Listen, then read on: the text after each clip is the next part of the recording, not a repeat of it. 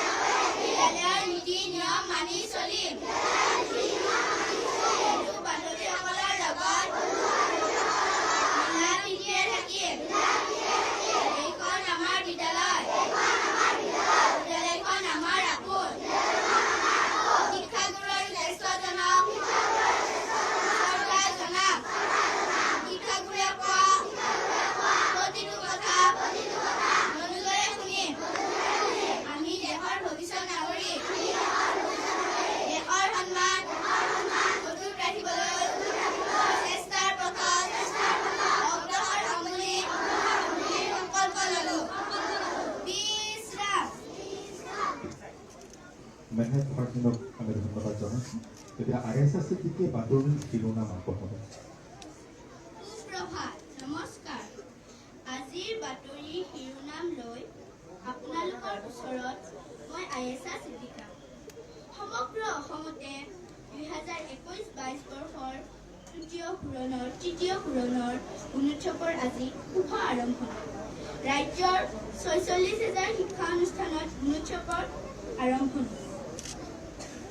আজি চিপাঝাৰলৈ মাননীয় মুখ্যমন্ত্ৰী ডক্টৰ হিমন্ত বিশ্ব শৰ্মাৰ আগমন। এতিয়া আহিছোঁ স্থানীয় বাতৰিলৈ। আজি কুৰাবান্ধা নিম্ন বুনিয়াদী বিদ্যালয়ত মাননীয় মুখ্যমন্ত্ৰী, মাননীয় শিক্ষামন্ত্ৰী মহোদয়, স্থানীয় বিধায়ক মহোদয়, উপায়ুক্ত মহোদয়কে ধৰি প্ৰশাসনৰ বিভিন্ন ব্যক্তিৰ আগমন। ধন্যবাদ। আজিৰ দিনটোত কুইজ আগবঢ়াব জোনাক নিবিড় শৰ্মাই। ভাৰতৰ প্ৰথম প্ৰধানমন্ত্ৰীজনৰ নাম কি? উত্তৰ জৱাহৰলাল নেহৰু। বৰ্তমান ভাৰতৰ ৰাষ্ট্ৰপতিজনৰ নাম কি? উত্তৰ ৰামনাথ কোবিন্দ। দৰং জিলাৰ মহকুমা কেইখন?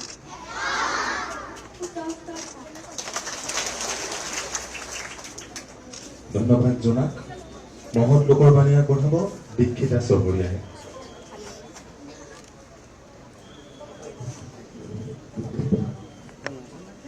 Life should be great rather than long. অৰ্থাৎ জীৱনটো দীঘল হোৱাৰ সলনি মহান হোৱা উচিত। B.R. আম্বেদকাৰ। ধন্যবাদ। নেওতা পাঠ কৰিব কৃতিক শান্তি বমে।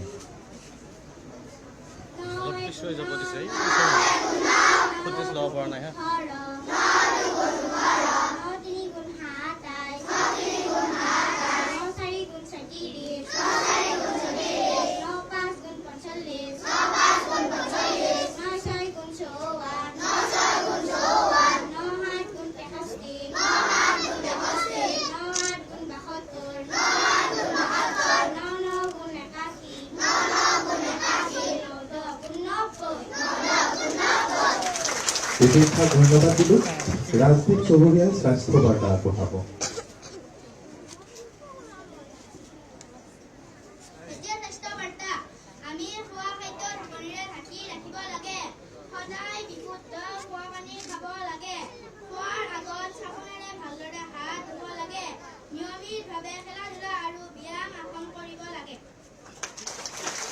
ৰাজ্যিক সহযোগক আমি ধন্যবাদ জনাইছোঁ।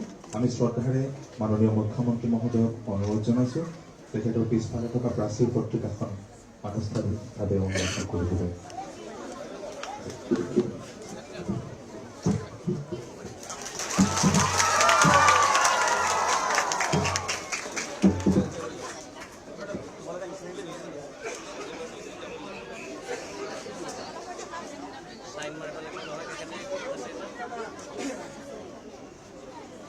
আমি মুখ্যমন্ত্ৰী মহোদয়ক ধন্যবাদ জনাইছোঁ প্ৰাচীৰ পত্ৰিকাখন উন্মোচন কৰাৰ বাবে।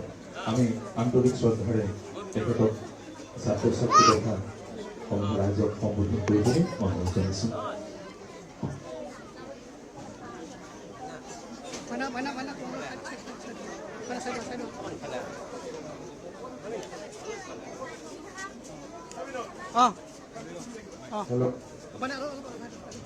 আজিৰ আমাৰ তৃতীয় বৰ্ষৰ গুণোৎসৱৰ আৰম্ভণিৰ প্ৰাক মুহূৰ্তত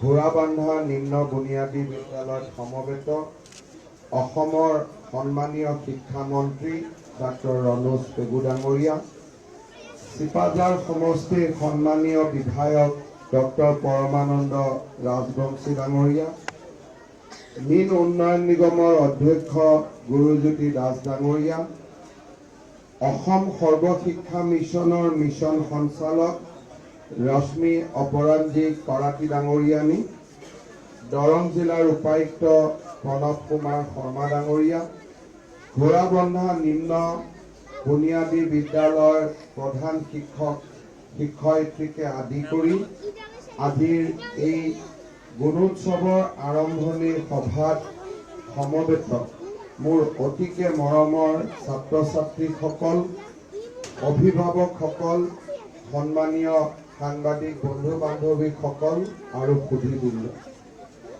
ৰাজ্য চৰকাৰে তৃতীয় বৰ্ষৰ বাবে গুণোৎসৱৰ আয়োজন কৰিছে। আজিৰ পৰা গুণোৎসৱৰ তৃতীয় পৰ্যায় আৰম্ভ হ'ব আৰু এই তৃতীয় পৰ্যায়ৰ সমাপন জুনৰ প্ৰথম সপ্তাহত সমাপ্ত হ'ব। প্ৰথম পৰ্যায়ত 11 মে'ৰ পৰা 14 মে'লৈ কৰিমগঞ্জ, কাৰ্বি আংলং, গোৱালপাৰা, চৰাইদেউ, ডিব্ৰুগড়, দৰং, ধেমাজি, নগাঁও, বঙাইগাঁও আৰু বিশ্বনাথ জিলাক সামৰি ল'ব। দ্বিতীয় পৰ্যায়ত 23 মে'ৰ পৰা 26 মে'লৈ কামৰূপ, কোকৰাঝাৰ, গোলাঘাট, তিনিচুকীয়া, দক্ষিণ শালমাৰা, মানকাছাৰ, বৰপেটা, মাজুলী, মৰিগাঁও, শিৱসাগৰ, হাইলাকান্দি, হোজাই আৰু ওদালগুৰি জিলাক সামৰি ল'ব। তৃতীয় পৰ্যায়ত 1 জুনৰ পৰা 4 জুনলৈ কামৰূপ মহানগৰ, কাছাৰ, চিৰাং, ডিমা হাছাও, ধুবুৰী, নলবাৰী, পশ্চিম কাৰ্বি আংলং, বাক্সা, যোৰহাট, লখিমপুৰ আৰু শোণিতপুৰ জিলাক সামৰি ল'ব। অসমৰ শিক্ষামন্ত্ৰীৰ দায়িত্ব নিৰ্বাহন কৰাৰ সময়ত প্ৰথমবাৰৰ বাবে আমি গুণোৎসৱৰ আয়োজন কৰিছোঁ আৰু প্ৰথমবাৰৰ বাবে আয়োজন কৰা গুণোৎসৱে সমগ্ৰ ৰাজ্যতে শিক্ষাৰ এক নতুন পৰিৱেশ নিৰ্মাণ কৰিছিল। পৰিৱেশৰ মাজত শিক্ষা ব্যৱস্থাই এক জটিল সন্ধিক্ষণৰ মাজেৰে গতি কৰিছিল। মই আজিও বিশ্বাস কৰোঁ, যদি কোনোবা ক্ষতিগ্ৰস্ত হৈছিল সেয়া হৈছিল অসমৰ উঠি অহা ছাত্ৰ ছাত্ৰী সমাজ। প্ৰায় 2 বছৰ ধৰি পাঠদানৰ পৰা আঁতৰি থাকি আমাৰ ছাত্ৰ ছাত্ৰীসকলে জীৱনৰ 2টা মহামূল্যৱান বছৰ যথেষ্ট জটিলতাৰ মাজেৰে পাৰ কৰিলে। কোভিডযুক্ত পৰিৱেশ সামৰণি পৰাৰ পিছত আমাৰ চৰকাৰখনে ৰাজ্যখনত শিক্ষা ব্যৱস্থাটোক যিমান সোনকালে পাৰে নিয়মিত গতিলৈ উভতাই আনিবলৈ আপ্ৰাণ চেষ্টা চলাইছিল আৰু সেই যি আমাৰ চেষ্টা তাৰে চেষ্টাৰ এটা ফচল হ'ল এই বছৰৰ গুণোৎসৱ। আমি বিশ্বাস কৰোঁ যে গুণোৎসৱৰ জৰিয়তে শিক্ষক শিক্ষয়িত্ৰীসকল ছাত্ৰ ছাত্ৰীসকলে এবাৰ শিক্ষাৰ বৰ্তমানৰ পৰিৱেশ বা আমি কোভিডৰ পিছত কি অৱস্থাত আমি থিয় হৈছোঁ, আমি চলোৱা অনলাইন পাঠ্যক্ৰম কিমান দূৰ সফল হৈছিলে, ছাত্ৰ ছাত্ৰীসকলে শিক্ষাৰ ক্ষেত্ৰত পিছুৱাই গ'ল নে তেওঁলোকে সমান জাগাতে আছে, নে কোভিডৰ সময়ত আচলতে তেওঁলোকে পোৱা অৱসৰ বা ঘৰত থকাৰ সময়ত আগবাঢ়ি যাব পাৰিলে, এটা মূল্যায়ন আমি গুণোৎসৱৰ জৰিয়তে দেখা পাওঁ। গুণোৎসৱ আন একো নহয়, গুণোৎসৱ হ'ল আমাৰ ছাত্ৰ ছাত্ৰীসকলৰ মাজত শিক্ষাৰ প্ৰতি ধাউতি বঢ়োৱা।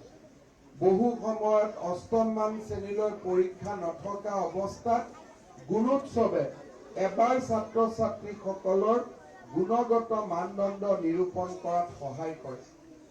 গুণোৎসৱে প্ৰাথমিক বিদ্যালয় আৰু মধ্য ইংৰাজী বিদ্যালয়সমূহৰ শৈক্ষিক ইনফ্ৰাষ্ট্ৰাকচাৰৰ বিষয়ে আমাক এটা আভাস দিয়ে।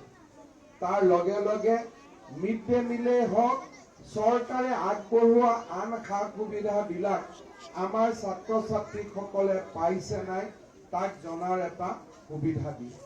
মই ভাবোঁ যে আমাৰ চৰকাৰখনৰ দায়িত্ব আৰু কৰ্তব্য প্ৰতি বছৰে নিয়মিতভাৱে গুণোৎসৱ পালন কৰে। আজি আমাৰ মাজত অসমৰ শিক্ষামন্ত্ৰী ৰণোজ পেগু ডাঙৰীয়া উপস্থিত আছে। মই তেখেতক অনুৰোধ কৰিম যে যেনেকে আমি প্ৰতি বছৰে নিয়মিতভাৱে কিছু দিৱস পালন কৰোঁ, সেই ধৰণে গুণোৎসৱ প্ৰতি বছৰে ৰাজ্য চৰকাৰে অত্যন্ত নিয়মিতভাৱে আৰু এক নিজৰ ভিতৰৰ পৰা অহা কৰ্তব্য হিচাপে পালন কৰিব লাগে। আৰু আমি যদি অহা 4টা বছৰ নিয়মিতভাৱে গুণোৎসৱ পালন কৰিব পাৰোঁ, অসমৰ ৰাজহুৱা শিক্ষা ক্ষেত্ৰই এক নতুন প্ৰাণ পাব, তাক মই বিশ্বাস কৰোঁ। গুণোৎসৱৰ আগত আমাৰ অসমৰ সংবাদ মাধ্যমে হওক, কিছু শিক্ষাৰ সৈতে জড়িত লোকে গুণোৎসৱৰ ওপৰত কিছুমান বিৰোধ বাতৰি প্ৰকাশ কৰে। মই আমাৰ সংবাদ মাধ্যমেই হওক বা আমাৰ শিক্ষা ব্যৱস্থাৰ লগত জড়িত সকলোকে মই এটা কথা অনুৰোধ কৰিম যে গুণোৎসৱ নিয়মিত পাঠদানৰ বাদে একো নহয়। গুণোৎসৱ এটা নিয়মিত পৰীক্ষাৰ বাহিৰে একো নহয়। গুণোৎসৱ স্কুলখনক চৰকাৰে সূক্ষ্মভাৱে এবাৰ অৱলোকন কৰাৰ বাহিৰে আন একোৱেই উৎসৱ নহয়। এই গুণোৎসৱক আমি কোনো কাৰণতে জ্যোতি পৰিব দিব নালাগে, কাৰণ অসমৰ ৰাজহুৱা শিক্ষা ব্যৱস্থাক আমি জাগ্ৰত কৰি তুলিব লাগিব, আমি নতুন প্ৰাণেৰে সঞ্জীৱিত কৰি তুলিব লাগিব। মই জানো, মই বিশ্বাস কৰোঁ যে আমাৰ বিদ্যালয়সমূহত বেছি সমস্যা আছে। সেই সমস্যা কৰবাত কম, কৰবাত বেছি, কৰবাত অদ্ভুত ধৰণে আমাৰ মাজত শিক্ষক শিক্ষয়িত্ৰী আছে, কৰবাত শিক্ষক শিক্ষয়িত্ৰীৰ অভাৱ আছে। কোনোবা বিদ্যালয়ত অসংখ্য ছাত্ৰ ছাত্ৰী আছে, কোনোবা বিদ্যালয়ত ছাত্ৰ ছাত্ৰীৰ অভাৱত ৰাজ্য চৰকাৰে এমালগেমেট কৰিবলগীয়া হৈছে। অহা 4টা বছৰত আমাৰ চৰকাৰে প্ৰচেষ্টা চলাব যে অসমৰ শিক্ষা ব্যৱস্থাৰ সমস্যাবিলাক লাহে লাহে কমি আহে। 2017 চনত আমি এক সুন্দৰ পৰিৱেশত উপনীত হৈছিলোঁ। আমাৰ পাব্লিক স্কুলত, ৰাজহুৱা স্কুলত ছাত্ৰ ছাত্ৰীৰ সংখ্যা বাঢ়িব আৰম্ভ কৰিছিল। কিন্তু কোভিডৰ পৰিৱেশৰ মাজত সৃষ্টি হোৱা অনাকাংক্ষিত পৰিৱেশৰ বাবে আমাৰ কৰবাত যেন জ্যোতি পৰিছে। কিন্তু তাৰ মাজতো ভাৰত চৰকাৰে কৰা মূল্যাংকনত অসমৰ ৰাজহুৱা শিক্ষা ব্যৱস্থাই আগবাঢ়ি যোৱাৰ ইংগিত বহন কৰিছে। অলপতে ভাৰতবৰ্ষৰ ৰাষ্ট্ৰীয় শিক্ষাৰ ক্ষেত্ৰত চলোৱা সমীক্ষাত অসমৰ শিক্ষা ব্যৱস্থাই যে এটা সুস্থ গতিৰে ধাৱমান হৈছে, তাক এক ইংগিত দিছে। মই বিশ্বাস কৰোঁ যে এই যি ঊৰ্ধ্বমুখী গতি, তাক আমি যাতে আমাৰ ভিতৰত জাগ্ৰত কৰি ৰাখিব পাৰোঁ, আগুৱাই যাব পাৰোঁ, তাৰ বাবে মই ৰাজ্যখনৰ শিক্ষক শিক্ষয়িত্ৰী ছাত্ৰ ছাত্ৰী আৰু অভিভাৱকসকলক অনুৰোধ কৰোঁ অসমৰ শিক্ষা ব্যৱস্থাত কেইবাটাও নতুন সিদ্ধান্ত লোৱাৰ বাবে ৰাজ্য চৰকাৰে চিন্তা কৰিছে আমি ৰাজ্যখনৰ শৈক্ষিক সমাজ বৌদ্ধিক সমাজৰ লগত কথা বতৰা পাতিব খুজিছোঁ আমি চিন্তা কৰিছোঁ যে প্ৰাথমিক বিদ্যালয়ত গোটেই কেইটা সাবজেক্ট অসমীয়া মিডিয়ামত ৰাখি কেৱল ইংৰাজী আৰু অংকটো গোটেই কেইটা সাবজেক্ট অসমীয়া মিডিয়ামত ৰাখি অকল ইংৰাজী আৰু অংকটো আমি ইংৰাজীত পঢ়াব পাৰোঁ নেকি অৰ্থাৎ ইংৰাজী মাধ্যমৰ বিদ্যালয়ৰ তুলনাত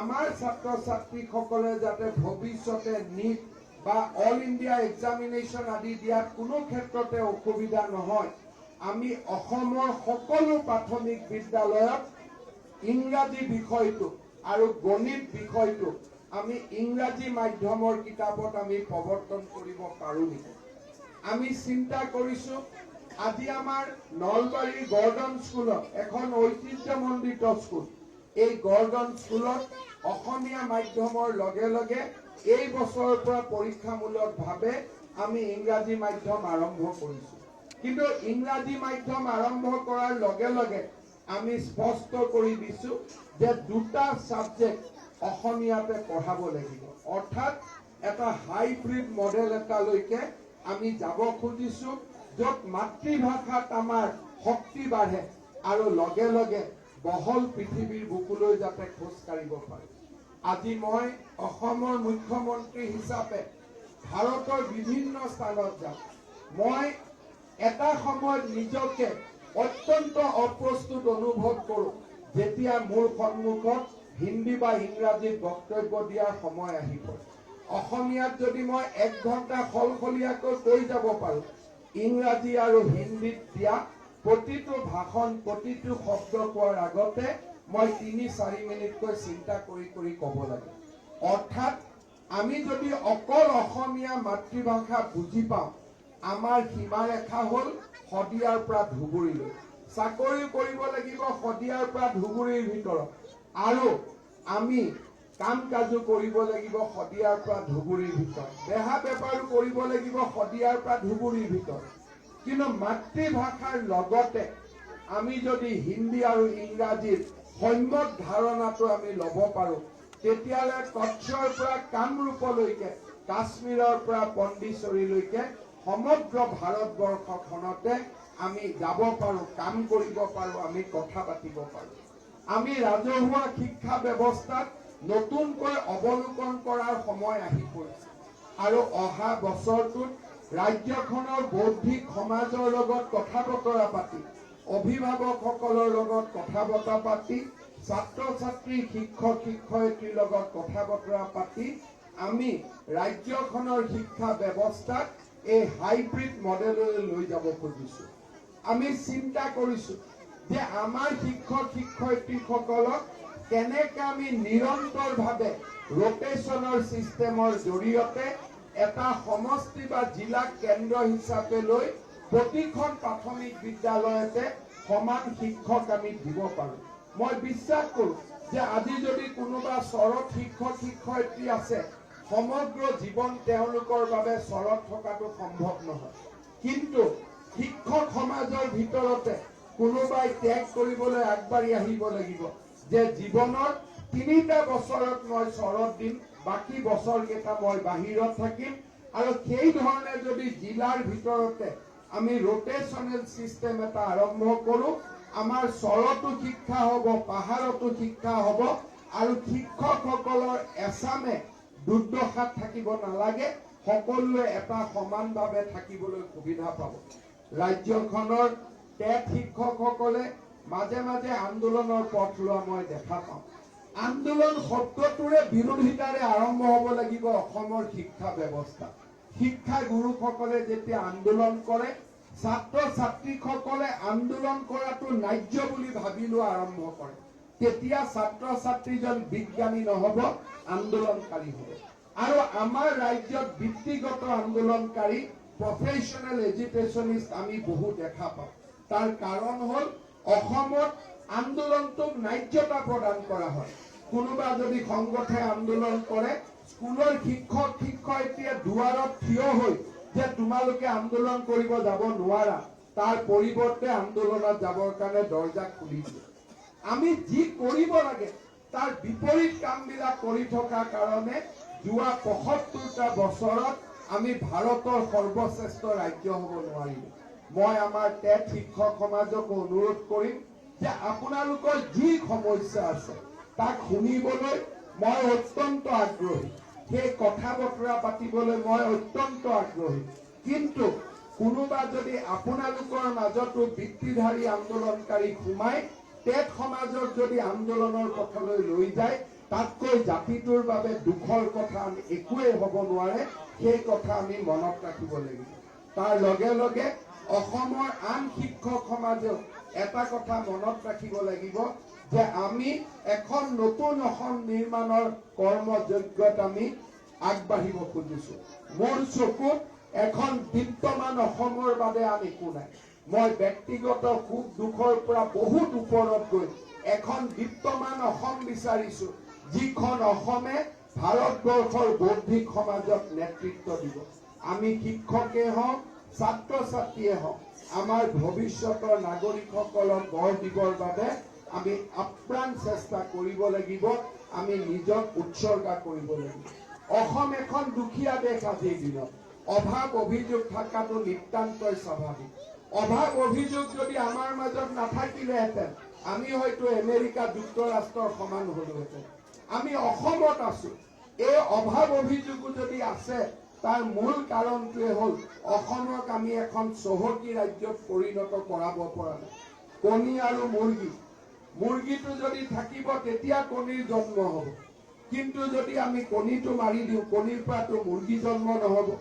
আমি যদি ৰাজ্যখনৰ কাৰণে কাম নকৰো ৰাজ্যখনৰ উন্নতি নহ'ব, আৰু ৰাজ্যখনৰ যদি উন্নতি নহয় আমাৰ জীৱনলৈ উন্নতি কোনেও আনিব নোৱাৰে। আজি যদি অসমৰ বাজেট ২ লাখ কোটি টকা হয়, প্ৰত্যেকজন মানুহৰ বাবে অৰুণোদয় ১০,০০০ টকা হ'ব, শিক্ষক শিক্ষয়িত্ৰী দৰমহা দুগুণ হ'ব। কিন্তু অসমৰ যদি বাৰ্ষিক বাজেট ১ লাখ কোটি টকা হয় তেতিয়াহ'লে আমাৰো সকলো ক্ষেত্ৰতে সুবিধা সীমাবদ্ধ হ'ব। এতিয়া আমি কেনেকৈ অসমৰ বাজেট ২ লাখ কোটিলৈকে লৈ যাব পাৰোঁ? যদি আমি কৰ্ম সংস্কৃতিৰ পৰিৱেশ নিৰ্মাণ কৰিব পাৰোঁ, ১০ বছৰত আমি সেই দিনটো দেখা পাব পাৰোঁ, ৫ বছৰত আমি সেই দিনটো দেখা পাব পাৰোঁ। কিন্তু আমাৰ ছাত্ৰ ছাত্ৰীসকলে কৰ্মমুখী জীৱনলৈ নগৈ যদি ড্ৰাগছৰ ৰাস্তালৈ যায়, যদি একোজন সুৰাপায়ী যুৱক যুৱতীলৈ পৰিণত হয়, এজন যদি দোকানে দোকানে চান্দা তুলি ফুৰা যুৱকলৈ ৰূপান্তৰিত হয়, সেইখন অসমত প্ৰগতি কেনেকে আহিব? সেইখন অসমত বিকাশ কেনেকে আহিব? সেইবাবে আমাৰ শিক্ষক শিক্ষয়িত্ৰী আৰু সমাজে নিৰ্ধাৰণ কৰিব লাগিব যে আমি অসমক এনেকে গতিশীল বনাম, এনেকে সুস্থ বনাম যে অহা ৫ বছৰৰ ভিতৰত ভাৰতৰ ভিতৰতে এখন শক্তিশালী ৰাজ্য হিচাপে অসমে আত্মপ্ৰকাশ কৰিব পাৰে। আমাৰ ইয়াতে সৰ্বশিক্ষা অভিযানৰ মিছন ডাইৰেক্টৰ আৰু আন বিষয়ববীয়াসকল উপস্থিত আছে। মই অনুৰোধ কৰিম যে প্ৰত্যেক বছৰে চৰকাৰৰ কোনো অনুমতি নোলোৱাকৈ প্ৰত্যেক বছৰে এটা নিৰ্দিষ্ট দিনত আমি গুণোৎসৱ পালন কৰি যাব লাগে। গুণোৎসৱ আমাৰ এটা ধৰ্মলৈ পৰিণত হ'ব লাগে, যাতে তাৰ জৰিয়তে আমি শিক্ষা ব্যৱস্থা আৰু আমি নিজে ক'ত থিয় হৈ আছো তাৰ যাতে এটা আমি সম্যক মূল্যাংকন কৰিব পাৰোঁ।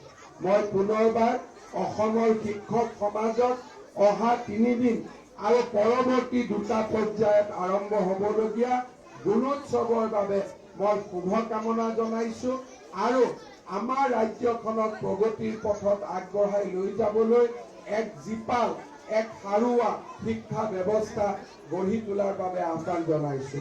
ঘোৰাবান্ধা নিম্ন বুনিয়াদী বিদ্যালয়ৰ শিক্ষক শিক্ষয়িত্ৰীসকলক মই ধন্যবাদ জনাম যে ৰাষ্ট্ৰীয় সংগীত গাওঁতেও মই আমাৰ ছাত্ৰ ছাত্ৰীসকলক চাই আছিলো, তেওঁলোকে নেওতা মাতোতেও মই চাই আছিলো। প্ৰায় প্ৰত্যেকজন ছাত্ৰ ছাত্ৰীয়ে ধুনীয়াকৈ নেওতাৰ পৰা ৰাষ্ট্ৰীয় সংগীত গাব পাৰিছে।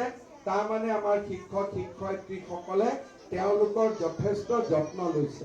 অৱশ্যে ৰাষ্ট্ৰীয় সংগীতটো আমি অলপ স্পীডত গাই দিলো নহয়, অলপমান শ্ল' কৰিব লাগিব, আমি অলপ স্পীডত গাই দিলো, ঠিক আছে। একদম আমাৰ যিটো নিৰ্ধাৰিত সুৰ আছে আমি শিকি ল'ব লাগিব, ঠিক আছে। আৰু বাকী আমাৰ ছাত্ৰ ছাত্ৰীসকলক মই চাই আছিলো, এইখন স্কুলত মই দেখিলো গোটেইকেইটা ল'ৰা ছোৱালীয়ে স্মাৰ্ট আছে, হয়নে? সবকেইটা স্মাৰ্ট, আৰু মোক কেইটা মানে চকু মাৰি আছে ধুনীয়াকৈ, বহুত কেইটা স্মাৰ্ট আছে। ভাল কৰি পঢ়িবি বাবাহঁত, হা বুজি পালি নে না বাবাহঁত? হা একদম ভাল কৰি পঢ়িবি। আৰু কোনোবা দিনা যদি বাইদেউহঁতে নপঢ়ে কবি পঢ়াবই লাগিব আমাক বোলে, বুজি পালি নে? বোলে আমি নপঢ়ালে ইয়াতে বহি দিম বোলে, আমাক পঢ়াবই লাগিব। আৰু তেতিয়া শিক্ষক শিক্ষয়িত্ৰীয়ে গম পাব যে মোৰ ষ্টুডেণ্ট বিলাক বৰ ভাল হৈছে বুলি, বুজিলি? কোনোবা যদি বাইদেউ একদিন স্কুলত নাহে, ধুনীয়াকৈ পিছদিনা সুধিবি, বাইদেউ কালি আপুনি কিয় নাহিলে, আপোনাক আমি ইমান মিছ কৰি আছো, হ'ব? একদম এনেকে কবি দেই। কোনোবা নাহিলে এখন এখন কাগজ লিখিবি, লিখি পেলাই দিবি যে বাইদেউ অহাকালি আপুনি স্কুলত নাহিলে, আপোনাক দেখা নাপালো, আমাৰ মনটো খুব বেয়া লাগিল, হ'ব? আৰু ছাৰ নাহিলে কবি, ছাৰ আপুনি নাহোতে আমাৰ মনটো বহুত বেয়া লাগিলে, কালি মিড ডে মিল খাবই ভাল নালাগিলে, আপুনি সদায় স্কুলত আহিব দেই, এনেকে লিখিবি, বুজিলি? আৰু গোটেইকেইটা ডাক্তৰ ইঞ্জিনিয়াৰ প্ৰফেচাৰ ভাল গায়ক খেলা সব ভাল হ'ব লাগিব, ঠিক আছে? পাৰিবিনে নাই? আৰু স্কুলত যেতিয়া ক্লাছ হ'ব, এতিয়া যেনেকে মোক চকুটি মাৰি আছিল তেনেকে নহয়, পুৰা ভাল কৰি পঢ়িব লাগিব, হ'ব? আৰু শিক্ষকক চাই থাকিব লাগিব, হ'বনে? ঠিক আছে, একেলগে চবেই ভাল কৰি পঢ়, আৰু পঢ়ি পেলাই ডাঙৰ ডাঙৰ মানুহ হ'ব লাগিব। দেউতা মাক একদম, দেউতা মাই এতিয়া আমাৰ কাৰণে যিমান কষ্ট কৰি আছে, আমি দেউতা মাক সিমান ভাল কৰি ৰাখিব লাগিব, হ'বনে? আজি দেউতা মাই কষ্ট কৰি আছেনে নাই আমাৰ কাৰণে? এতিয়া তই মা বিলাকক চাই আছো, একদম স্কুলৰ বাহিৰত থিয় হৈ আছে গৰমত, ছাতিও নাই, কিমান কষ্টত থিয় হৈ আছে, হয়নে? গতিকে মাক ক'ব লাগিব যে মা তুমি যিমান কষ্ট কৰি আছা, মই ভাল মানুহ হৈ ডাঙৰ মানুহ হৈ তোমাক একদম কষ্ট ঘূৰাই দিম, তীৰ্থত লৈ যাম, ভাল জাগাত ফুৰাব লৈ যাম, আৰু তোমাৰ মই পুৰা খেয়াল ৰাখিম ডাঙৰ হৈ পেলাই, হ'বনে? ঠিক আছে। যোন ল'ৰা ছোৱালীয়ে দেউতাক মাকক ভগৱানৰ দৰে ভাবে, সিয়ে আচলতে ভাল ল'ৰা। দেউতা মাই যি কয় তাকে শুনিব লাগিব, হা? হ'বনে নাই? আমি কোনোবাই ভগৱান আল্লাহক দেখিছো নেকি? দেখাতো নাই। কিন্তু দেউতা আৰু মায়ে ভগৱান, কাৰণ ভগৱানে আমাক যিমান মৰম কৰে, দেউতা মায়েও আমাক সিমানেই মৰম কৰে।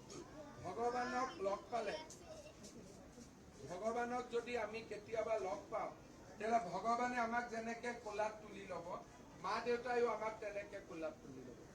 ভগৱানক যদি আমি কেতিয়াবা লগ পাওঁ, ভগৱানে আমাক যেনেকে চুমা খায়, মা দেউতাই আমাক সদায় চুমা খায়, হয়নে?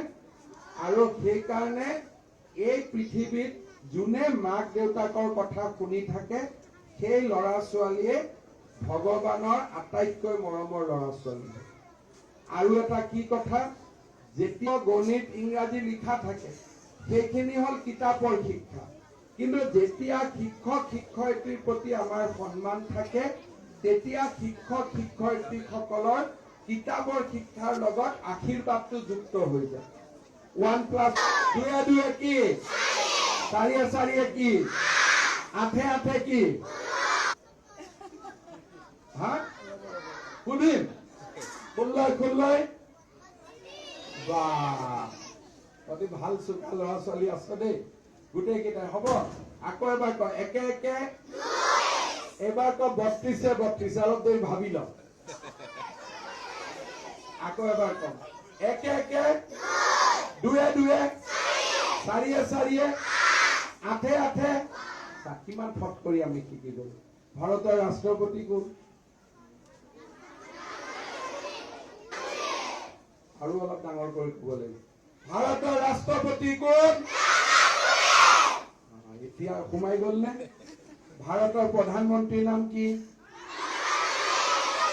ভাৰতৰ আছে। এতিয়া এনেকে যিবিলাকে চিঞৰিব পৰা নাই, সিহঁতে ধুনীয়াকৈ কাগজত বঢ়িয়াকৈ নকল মাৰি লিখি লবি লাহেকৈ, ঠিক আছে? যে ৰামনাথ নোৱাৰিলে একো কথা নাই, কিন্তু পাৰাটো সম্ভৱ নহয়। ভাৰতৰ শিক্ষামন্ত্ৰীৰ নাম কি? ভাৰতৰ শিক্ষামন্ত্ৰীৰ নাম কি? থাকিব। নতুনকৈ শিক্ষামন্ত্ৰী হৈছে আমাৰ শিক্ষক শিক্ষয়িত্ৰীসকলক মই এটা অনুৰোধ কৰিম, যেতিয়াই পৰিৱৰ্তন হয় ব্লেক বোৰ্ডত লিখিল ধৰ্মেন্দ্ৰ প্ৰধান। ঠিক আছে। এতিয়া ৰণোজ পেগু কোন? অসমৰ শিক্ষামন্ত্ৰী। বুজি পালিনে চবেই? এতিয়া মই কম ভাৰতৰ শিক্ষামন্ত্ৰীৰ নাম কি? কি কলো? ধৰ্মেন্দ্ৰ প্ৰধান, হয়নে? ভাৰতৰ শিক্ষামন্ত্ৰীৰ নাম কি? ভাৰতৰ শিক্ষামন্ত্ৰীৰ নাম কি? ভাৰতৰ শিক্ষামন্ত্ৰীৰ নাম কি? এতিয়া মই 5টা একেলগে সুধিম হা, চবে পাছ কৰিব লাগিব কিন্তু। ভাৰতৰ ৰাষ্ট্ৰপতিৰ নাম কি? ভাৰতৰ প্ৰধানমন্ত্ৰীৰ নাম কি? ভাৰতৰ শিক্ষামন্ত্ৰীৰ নাম কি? আকৌ অলপ মনত ৰাখি, ভাৰত কলে ধৰ্মেন্দ্ৰ প্ৰধান কব লাগিব, হব? আকৌ এবাৰ প্ৰথমৰ পৰা কম। অসম কলে ৰণোজ পেগু, হব? অসম আৰু ভাৰত মানে দুটা বস্তু বুজি পাও। ভাৰত হল আমাৰ ডাঙৰ মা, অসম হল আমাৰ সৰু মা। ভাৰতৰে পূৰ্ব দেশৰ সূৰ্য উঠা দেশ, হয়নে? ভূপেন হাজৰিকাই গাইছিল, অসম আমাৰ ৰূপহী গুণৰো নাই শেষ, ভাৰতৰে পূৰ্ব দেশৰ সূৰ্য উঠা। এতিয়া এই গানটোত ইম্পৰ্টেণ্ট কি? অসম আমাৰ ৰূপহী গুণৰো নাই শেষ, তাৰমানে অসম আমাৰ মা, ভাৰতৰে পূৰ্ব দেশৰ সূৰ্য উঠা দেশ। তাৰমানে ভাৰতো আমাৰ মা হল, অসমো আমাৰ মা হল, আৰু অসমৰ কথা কি কল? যে ভাৰতৰ ভিতৰতে সূৰ্য অসমতে আগত দেখা পায়। কিয় আগত দেখা পায়? অৰুণাচল আৰু অসমত সূৰ্য পূবৰ পৰা ওলাই, হয়নে? সূৰ্য পূবৰ পৰা ওলাই নে নাই? পূবৰ পৰা ওলাই পশ্চিমত মাৰ যায়। সেইকাৰণে ভূপেন হাজৰিকাই লিখিলে মাত্ৰ 4টা লাইন, কিন্তু কিমান কথা ওলাই গল। অসম আমাৰ ৰূপহী গুণৰো নাই শেষ, তাৰমানে আমাৰ অসমখন পাহাৰ পৰ্বত কিমান ধুনীয়া লাগে, হয়নে? আৰু গুণৰো নাই শেষ, আমাৰ গাঁওখন দেখিলে ডাঙৰক আমি সন্মান কৰো, শিক্ষাগুৰুক সন্মান কৰো, আমাৰ গুণৰ কোনো শেষ নাই। তাৰ লগতে আকৌ ভূপেন হাজৰিকাই কি কলে? ভাৰতৰে পূৰ্ব দেশৰ সূৰ্য উঠা দেশ। তাৰমানে আমি ভাৰতত আছো, ভাৰতৰ ক'ত আছো? পূবত আছো। আকৌ পূবত কি হয়? প্ৰথমতে সূৰ্য উঠে। 4 লাইনত কিমান ডাঙৰ কথা ভূপেন হাজৰিকাই কৈ গল, গোটেই অসমখনে বুজি পোৱা হল। কোনোবাই ভূগোল যদি পিছত আমি পঢ়িম, ইয়াৰ পৰা কি বুজি পাম? যে ভাৰতৰ পূৰ্ব দেশত অসম আছে, হয়নে? পশ্চিমত কোন আছে? মহাৰাষ্ট্ৰ আছে, পূবত আমি আছো, দক্ষিণত তামিলনাডু আছে, এই উত্তৰত উত্তৰ প্ৰদেশ আছে। ফটাফট লগে লগে আৰু 10টা শিক্ষা হৈ গল। এতিয়া কওক, ভাৰতৰ ৰাষ্ট্ৰপতি, ভাৰতৰ ৰাষ্ট্ৰপতি, ভাৰতৰ প্ৰধানমন্ত্ৰী, ভাৰতৰ শিক্ষামন্ত্ৰী ধৰ্মেন্দ্ৰ প্ৰধান, ভাৰতৰ শিক্ষামন্ত্ৰী, ভাৰতৰ শিক্ষামন্ত্ৰী, ভাৰতৰ শিক্ষামন্ত্ৰী, অসমৰ শিক্ষামন্ত্ৰী। ৰণোজদাৰ নামটো চবৰে জানা না? আছেনে নাই আমাৰ মাজত ৰণোজ পেগু? কোনটো? এইটো নহয়, এই গৰাকী, হয়নে? মই কোনটো সুধিছো? মই ভুলত সুধিছো, মোৰ ভুলটো শুধৰাই দিব লাগিব। এই গৰাকী। কেতিয়াবা শিক্ষকেও ভুল কৰে, শুধৰাই দিব লাগিব যে বাইদেউ এইটো আপুনি ভুলকৈ গলে নেকি, হয়নে? মই যেতিয়া এই কোনটো বুলি কলো কব লাগিব, নহয় নহয়, কোন গৰাকী বুলি কব লাগিব। আপুনি কোন গৰাকী? এতিয়া হৈছে অসমৰ প্ৰথম মুখ্যমন্ত্ৰীৰ নাম কি? অসমৰ প্ৰথম মুখ্যমন্ত্ৰীৰ নাম কি? অসমৰ প্ৰথম মুখ্যমন্ত্ৰীৰ নাম কি? লোকপ্ৰিয় গোপীনাথ বৰদলৈৰ ফটো এখন আমাৰ স্কুলত আছে নে নাই? মই দেখুৱালে দেখাই দিব পাৰিবি? ঠিক আছে। সদায় লোকপ্ৰিয় গোপীনাথ বৰদলৈৰ ফটো আমাৰ স্কুল কলেজত ডাঙৰ কৰি ৰাখিব লাগে। যদি লোকপ্ৰিয় গোপীনাথ বৰদলৈ নাথাকিলেহেঁতেন আমি বাংলাদেশ বা পাকিস্তানত থাকিলোহেঁতেন লোকপ্ৰিয় গোপীনাথ বৰদলৈৰ কাৰণে আমি অসমত ভাৰতৰ লগত থাকিব পাৰিলো সেইকাৰণে গোপীনাথ বৰদলৈ সদায় আমাৰ পাতক স্মৰণীয় মানে কি যাক আমি সদায় ৰাতিপুৱাই নামঘৰ মন্দিৰত যেনেকে ৰাতিপুৱাই আমি ভগৱানক চিন্তা কৰো আল্লাহক চিন্তা কৰো তেনেকে ৰাতিপুৱাই যিসকল মানুহৰ নাম স্মৰণ কৰিলে আমাৰ দিনটো পবিত্ৰ হয় তেনেকুৱা এগৰাকী নাম হ'ল লোকপ্ৰিয় গোপীনাথ বৰদলৈ জাতিৰ পিতা কোন হয় আমাৰ জাতিৰ পিতা কোন মহামানৱ মহাত্মা গান্ধী ঠিক আছে সদায় যেতিয়া ডাঙৰ মানুহৰ আমি নাম লওঁ যেনেকে গোপীনাথ বৰদলৈ নাম লোৱাৰ আগতে আমি কলো লোকপ্ৰিয় গোপীনাথ বৰদলৈ তেনেকে মহাত্মা গান্ধীৰ নাম ললে আমি সদায় কি কম মহামানৱ মহাত্মা গান্ধী আমাৰ জাতিৰ পিতা কোন ঠিক আছে মোৰ ক্লাছ আজি শেষ হ'ল ইমানতে হ'ব মই ভালকৈ পঢ়াব পাৰিছো নে নাই মই পাৰিছো এটা লাষ্ট সুযোগ চিপাজাৰ সমষ্টিৰ বিধায়কৰ নাম কি একদম হয়নে কনফাৰ্ম ঠিক আছে বহুত বহুত ধন্যবাদ ভালকৈ পঢ়িব মাননীয় মুখ্যমন্ত্ৰী মহোদয়ক আমি ধন্যবাদ জনাইছো স্বভাৱসুলভভাৱে শিশুসকলৰ লগত কথা আন্দোলন কৰিছে আমি সকলোকে মাননীয় মুখ্যমন্ত্ৰী মহোদয় শিক্ষামন্ত্ৰী মহোদয় বিধায়ক মহোদয় মাননীয় গুৰুজনী দাস সকলোকে আমি আন্তৰিক কথা জ্ঞাপন কৰিছো